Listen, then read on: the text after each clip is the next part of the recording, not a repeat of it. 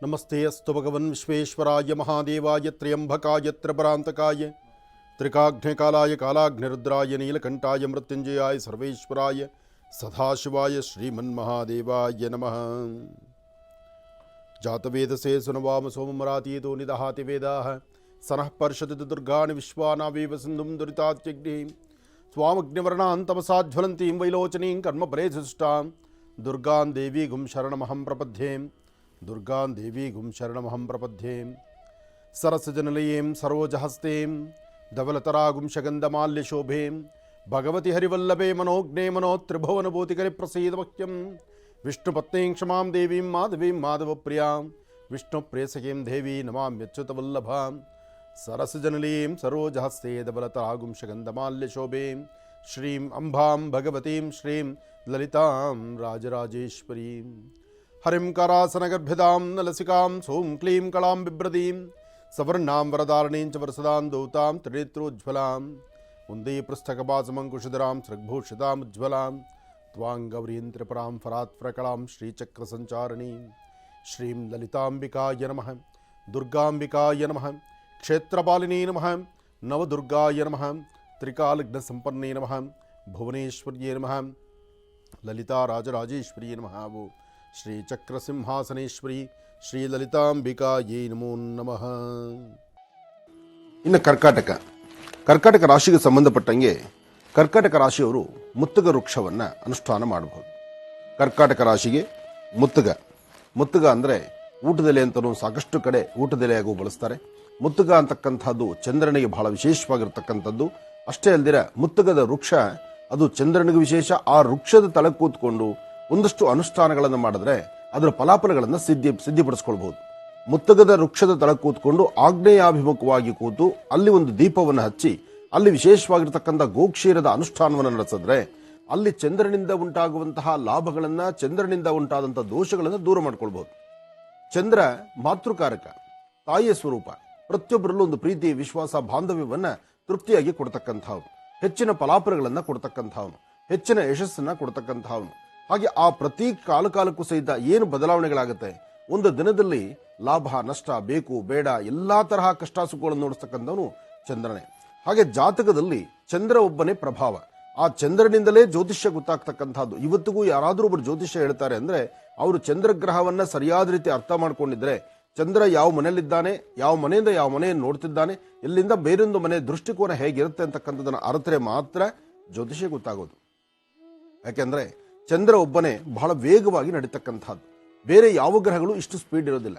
ಆದರೆ ಚಂದ್ರನ ಗೊತ್ತಾದರೆ ಮಾತ್ರನೇ ಭವಿಷ್ಯದಲ್ಲಿ ಇಂತಹ ದಿವಸ ಇಂಥದ್ದು ನಡೆಯುತ್ತೆ, ಅಥವಾ ಇಷ್ಟೊತ್ತಿಗೆ ಹೀಗಾಗ್ಬೋದು, ಅಥವಾ ಯಾವ ಸಮಯಗಳೇನು ಹೇಳ್ತೀವಲ್ಲ ಆ ಸಮಯಗಳೆಲ್ಲವೂ ನಿಗದಿಪಡಿಸುವಂಥದ್ದು ಚಂದ್ರನಿಂದ ಮಾತ್ರ. ಹಾಗೆ ಮುತ್ತುಗದ ವೃಕ್ಷ ಚಂದ್ರನಿಗೆ ವಿಶೇಷ. ಮತ್ತು ಪುನರ್ವಸು ನಕ್ಷತ್ರ, ಇಲ್ಲಿ ನಕ್ಷತ್ರಗಳಿಗೆ ಸಂಬಂಧಪಟ್ಟಂಗೆ ಯಾವ್ಯಾವ ನಕ್ಷತ್ರ ಅಂದ್ರೆ 3 ನಕ್ಷತ್ರ ಕಂಪಲ್ಸರಿ ಇದ್ದೇ ಇರುತ್ತೆ. ಆ 3 ಅಥವಾ 2 ನಕ್ಷತ್ರಗಳು ಯಾವ ನಕ್ಷತ್ರಕ್ಕೆ ಸಂಬಂಧಪಟ್ಟಂಗೆ ಕರ್ಕಾಟಕ ರಾಶಿ ಆಗಿರುತ್ತೆ, ಅದು ಬಹಳ ಮುಖ್ಯವಾಗಿರತಕ್ಕಂಥದ್ದು. ಆ ಪ್ರಕಾರ ತೆಗೆದುಕೊಳ್ಳೋದಾದ್ರೆ ಪುನರ್ವಸು ನಕ್ಷತ್ರ 4 ಮತ್ತು 3 ಇದು 4ನೇ ಅಂದ್ರೆ ಪುನರ್ವಸು ನಕ್ಷತ್ರ 1 4ನೇ ಪಾದ ಮಾತ್ರ ಈ ಒಂದು ಕರ್ಕಾಟಕ ರಾಶಿಗೆ ಸೇರ್ತಕ್ಕಂಥದ್ದು. ಮತ್ತು ಆ ಪುಷ್ಯ ನಕ್ಷತ್ರ 4 ಪಾದಗಳು ನೋಡಿ. ಪುನರ್ವಸು, ಪುಷ್ಯ, ಆಶ್ಲೇಷ. ಪುನರ್ವಸು 4ನೇ ಪಾದ, ಪುಷ್ಯ 4 ಪಾದ, ಆಶ್ಲೇಷ 4 ಪಾದ. ಈ 4 4 8, ಪುನರ್ವಸು 1, ಇದೆಲ್ಲ ಸೇರಿಸರೆ 9 ಪಾದಗಳಾಯ್ತು.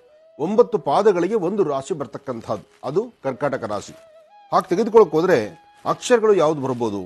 ಪುನರ್ವಸುನಲ್ಲಿ ಹಿ, ಪುಷ್ಯ ನಕ್ಷತ್ರ ಹು, ಹೇ, ಹೋ ಮತ್ತು ಡ. ಆಶ್ಲೇಷ ನಕ್ಷತ್ರದಲ್ಲಿ ಡಿ, ಡ, ಡು, ಡೆ. ಈ ಪ್ರಕಾರವಾದಂತಹ 4 ಅಕ್ಷರಗಳು ಬರುತ್ತೆ. ಈ ಆಶ್ಲೇಷ ನಕ್ಷತ್ರಕ್ಕೆ ಸಂಬಂಧಪಟ್ಟಂತಹ ವೃಕ್ಷ ನಾಗಸಂಪಿಗೆ.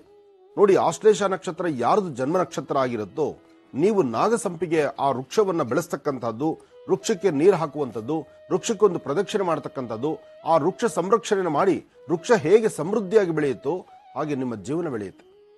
ಇದು ಆಶ್ಲೇಷ ನಕ್ಷತ್ರದವರಿಗೆ. ಇನ್ನು ಪುಷ್ಯ ನಕ್ಷತ್ರದವರು ಅಶ್ವತ್ಥ ಪ್ರಾರ್ಥನೆ ಮಾಡಬೇಕು.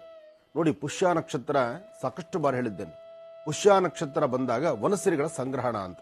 ಯಾಕೆ ಈಗ ಅಂದ್ರೆ ಅಲ್ಲಿ ವನಸಿರಿಗಳ ಸಂಗ್ರಹಣ ಯಾತಕ್ಕಾಗಿ ಬಂತು ಅಂದ್ರೆ ಪುಷ್ಯ ನಕ್ಷತ್ರ ಎಂಬತಕ್ಕಂಥದ್ದು ಬೃಹತ್ ಮಟ್ಟದ ವೃಕ್ಷ. ಆ ಪುಷ್ಯ ನಕ್ಷತ್ರದ ಬಗ್ಗೆ ಅರಿವನ್ನು ಮೂಡಿಸ್ಕೊಂಡ್ರೆ ನಿಮ್ಮ ಮನಸ್ಸು ಸಹಿತ ಅಷ್ಟೇ ಬೃಹತ್ ಮಟ್ಟದಲ್ಲಿರುತ್ತೆ. ಪುಷ್ಯ ನಕ್ಷತ್ರ ಅಶ್ವತ್ಥ ವೃಕ್ಷಕ್ಕೋಸ್ಕರ ಅಶ್ವತ್ಥದ ಮೇಲಿರ್ತಕ್ಕಂಥ ಶ್ಲೋಕಗಳಾಗ್ಲಿ, ಅಶ್ವತ್ಥದಲ್ಲಿ ವಾಸ ಮಾಡತಕ್ಕಂಥ ದೇವತೆಗಳಾಗ್ಲಿ, ಅಲ್ಲಿರ್ತಕ್ಕಂಥ ಹರಿಹರ ಬ್ರಹ್ಮಾದಿಗಳಾಗ್ಲಿ ಎಲ್ಲರೂ ಸಹಿತ ಬಹಳ ವಿಶೇಷವೇ ಸರಿ. ಹಾಗೆ ಅಶ್ವತ್ಥಕ್ಕೆ ಪುಷ್ಯ. ಇನ್ನು ಪುನರ್ವಸು ನಕ್ಷತ್ರಕ್ಕೆ ಬಿದಿರು ವೃಕ್ಷ. ನೋಡಿ, ಬಿದಿರು ಮನುಷ್ಯನ ಎಲ್ಲಕ್ಕೂ ಬೇಕು. ಮಗು ಹುಟ್ಟಿದಾಗ ತೊಟ್ಲು ಮಾಡಿ ಮಗುನ ಮಲಗಿಸ್ತೀವಿ. ಬಿದಿರು ಮನೆ ಶುದ್ಧಿ ಮಾಡಿದ್ರೆ ಆ ಕಸಬರಿಗೆ ಇದು ಮರ ಸಹಿತ ಅದರಲ್ಲೇ ಮಾಡ್ತೀವಿ. ಅದೇ ತರ ಮರದ ಬಾಗನ ಅಂತ ಮಾಡ್ತೀವಿ. ಪ್ರಧಾನವಾಗಿರ್ತಕ್ಕಂತಹ ಚಂಡಿಕಾ ಹವನದಲ್ಲೂ ಸಹಿತ ಬಾಗನವನ್ನು ಅರ್ಪಣೆ ಮಾಡ್ತೀವಿ. ಅಂದ್ರೆ ಮಗು ಹುಟ್ಟಿದಾಗ್ಲಿಂದ ಮನುಷ್ಯನ ಬೇಕು, ಮನುಷ್ಯ ತಾಯಿ ಗರ್ಭದಿಂದ ಹೊರ ಬಂದಂತ ಆ ಕಂದಮ್ಮನ್ನ ಮೊದಲು ಮಲಗಿಸ್ತಕ್ಕಂಥದ್ದು ತೊಟ್ಲಲ್ಲಿ. ಆ ತೊಟ್ಲು ಬಿದಿರಿನ ತೊಟ್ಲು ಹಿಂದಾಗಿತ್ತು. ಆದರೆ ಇವತ್ತು ಎಲ್ಲವೂ ಬದಲಾಯಿತು. ಯಾಕೆಂದ್ರೆ ಯಥೇಚ್ಛವಾದಂಥ ರೀತಿ ತಾಯಿ ಲಕ್ಷ್ಮಿ ನಮ್ಮ ಜೊತೆಲಿ ಓಡಾಡ್ತಿದ್ದಾಳಲ್ಲ, ಹಣ ಜಾಸ್ತಿ ಆದಷ್ಟು ಚಿನ್ನದ ತೊಟ್ಲು ಆಗುತ್ತೆ, ಬೆಳ್ಳಿ ತೊಟ್ಲು ಆಗುತ್ತೆ. ಹಿಂದೆಲ್ಲ ಇವತ್ತಿಗೂ ಹೇಳ್ಬೇಕಂದ್ರೆ ಹಳ್ಳಿಗಳ ಕಡೆ ಕಷ್ಟದಲ್ಲಿರ್ತಕ್ಕಂಥವ್ರು, ಬಡ ಕುಟುಂಬದಲ್ಲಿರ್ತಕ್ಕಂಥವ್ರು ಬಿದಿರಿನ ತೊಟ್ಲುಗಳನ್ನೇ ಜಾಸ್ತಿ ಮಾಡಿರ್ತಾರೆ. ಈಗೆಲ್ಲ ಸ್ವಲ್ಪ ಟೀಕ್ ಮರ ಅಂತೆ ಅದು ಇದು ಬೇರೆ ಮರಗಳು ಮಾಡಿ ಅದನ್ನು ವೈಭವೀಕರಿಸುವಂತಹದ್ದು ಇತ್ತೀಚೆಗೆ ಇರಬಹುದು. ಇವತ್ತಿಗೂ ಹಳ್ಳಿಗಾಡುಗಳಲ್ಲಿ ಇದೇ ನಡೀತಕ್ಕಂಥದ್ದು. ಶಾಸ್ತ್ರ ಅಂದ್ರೆ ಶಾಸ್ತ್ರವೇ. ಹಾಗೆ ಆ ಬಿದಿರು ಇಷ್ಟೆಲ್ಲ ಕೆಲಸ ಮಾಡುತ್ತೆ.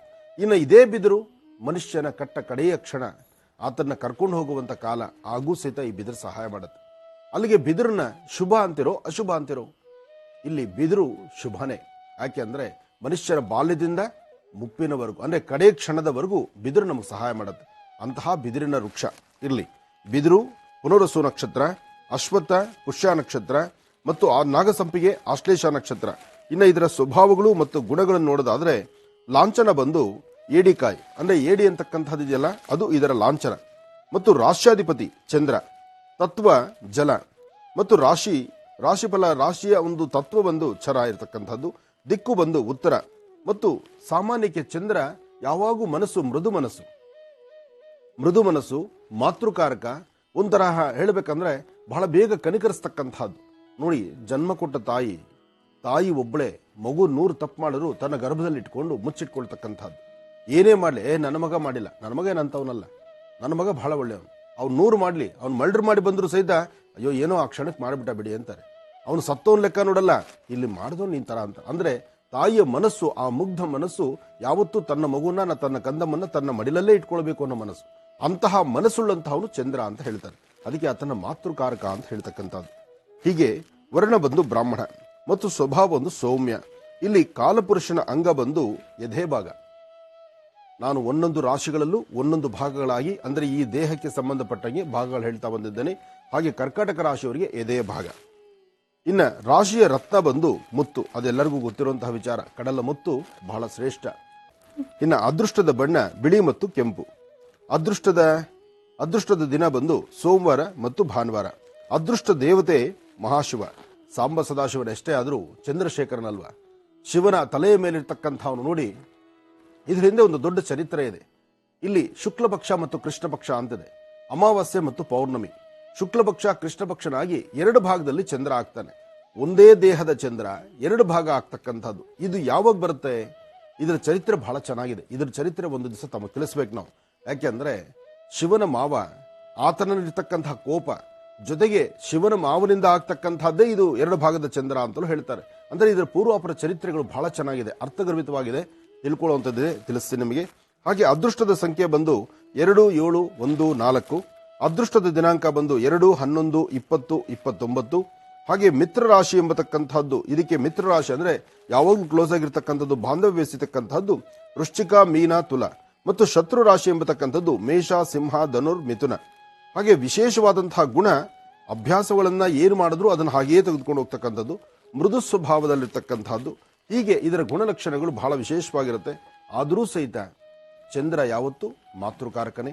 ಪ್ರೀತಿ, ವಿಶ್ವಾಸ, ಬಾಂಧವ್ಯ, ಆ ಒಳ್ಳೆ ಮನಸ್ಥಿತಿ, ಎಲ್ಲರೂ ನನ್ನವರು ಇರಬೇಕು, ನಾನು ಚೆನ್ನಾಗಿರ್ಬೇಕು, ಎಲ್ಲರ ಮಧ್ಯದಲ್ಲಿರಬೇಕು, ಏನೇ ಬಂದರೂ ಸಹಿತ ನಾನಿದ್ರೆ ಮಾತ್ರ ಚೆನ್ನಾಗಿ ನಡೀತಕ್ಕಂಥದ್ದು ಅನ್ನೋ ಮನಸ್ಸು ಈ ಒಂದು ಕರ್ಕಾಟಕ ರಾಶಿಯವ್ರಿಗಾಗಿರುತ್ತೆ. ಆದರೆ ಕರ್ಕಾಟಕ ರಾಶಿಯವರು ಸದಾಕಾಲ ಆರಾಧನೆ ಮಾಡಬೇಕಾದ್ದು ಚಂದ್ರಶೇಖರನ್ನ, ಅಂದ್ರೆ ಸಾಂಬ ಸದಾಶಿವನ್ನ. ಓಂ ನಮಃ ಶಿವಾಯ, ಓಂ ನಮಃ ಶಿವಾಯ.